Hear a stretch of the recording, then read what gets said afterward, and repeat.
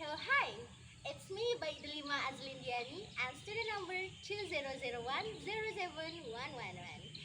Okay, today I would like to talk about communication. Do you know what is communication? Yeah, communication is the act of giving, sharing, and receiving information. And communication divided into two. The first is verbal communication, and the second is non-verbal communication. But in this case, I would like to talk about verbal communication.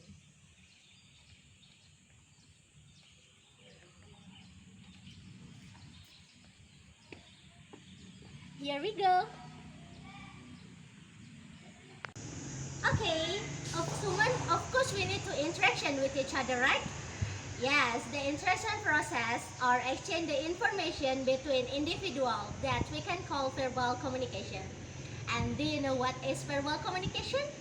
Yes, verbal communication is defined as communication is to express our views, information, ideas in the form of sound of word.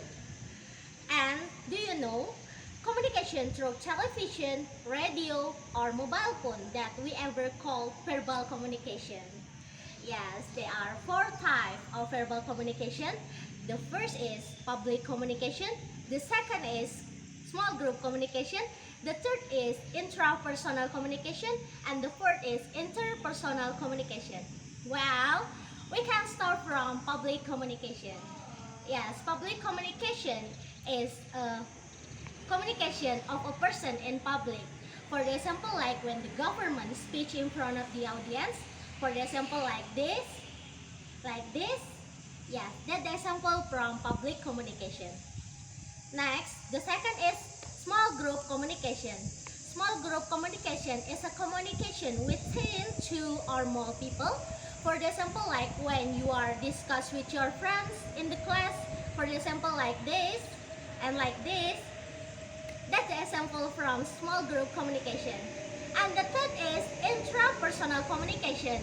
Intrapersonal communication is communication within several social functions, which are include self-thinking, analysis, assessment, and so on. For example, like this and like this. Yes.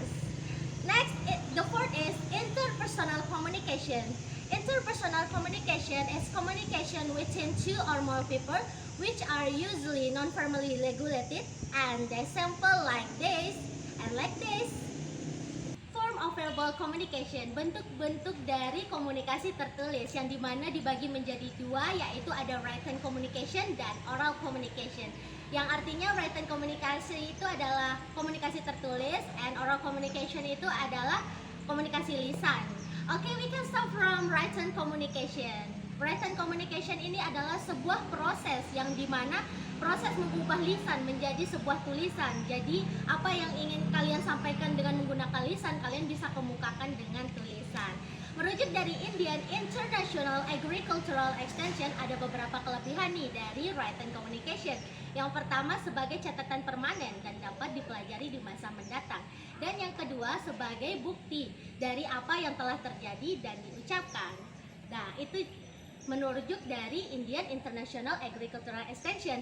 Next, we will move to oral communication. Yang dimana oral communication ini adalah komunikasi lisan yang biasanya dilaksanakan dengan face to face, yang pastinya sering kita temui di kehidupan kita sehari-hari. Well, for the example from written communication itu ada surat. Seperti yang kita ketahui, surat itu digunakan sebagai alat komunikasi pada zaman terdahulu. Orang-orang zaman dulu itu kalau mau berkomunikasi itu melalui surat. Jadi masuk juga ke dalam written communication. Dan yang kedua itu ada postcard. Ya, postcard ini biasa kita temui di kantor pos, yang dimana ukurannya itu 3R, dan hanya kita dapat menulis sesuatu di postcard itu hanya terbatas karena ukurannya itu sangat kecil juga. Dan yang ketiga itu ada email, WhatsApp, and Instagram, yang dimana kita sebagai G20 biasa menggunakan aplikasi tersebut untuk bertukar kabar. Mau teman kita ada di satu pulau, berbeda pulau, or another country, itu bisa kita menggunakan aplikasi tersebut untuk berkomunikasi dengan teman-teman kita. So we can keep in touch from for our friend from the other country. Nah, seperti itu contoh-contoh dalam written communication ini. Next, for oral communication, the example like public speech. Contohnya, speech yang bersifatnya satu arah yang dimana tidak membutuhkan feedback apapun. For the example, like when the government speech in front of the audience and the government don't need the feedback from the audience. Contohnya seperti itu. The simple thing like that. Okay. Next, the second is face to face. Yang dimana face to face ini ya dilakukan secara terencana ataupun tidak terencana. Yang ini dimana seluruh manusia pasti membutuhkan interaksi tersebut. Itu kita bisa sebut juga dengan oral communication.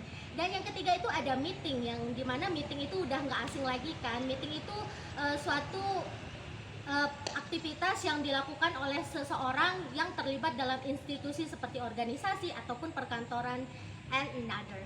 Okay, well, the characteristic from written and oral communication. Yang pertama itu delivery orally or in writing. Jadi bisa disampaikan secara lisan ataupun tulisan. Dan yang kedua, use one language or more language, menggunakan satu bahasa ataupun bahasa yang lain. Jadi kalau kita ingin menyampaikan sesuatu itu pastinya kita harus mengetahui siapa subjek kita. Kalau kita menggunakan bahasa Indonesia, orangnya nggak bisa bahasa Indonesia ya kan nggak akan nyambung komunikasi kita, jadi seperti itu. Dan yang ketiga itu ada communication is two way, komunikasi bersifat dua arah. Maybe that's all the presentation about verbal communication. Thank you very much for all your nice attention. Hopefully this day we were all still in the shadow of the Almighty Power. Bye bye.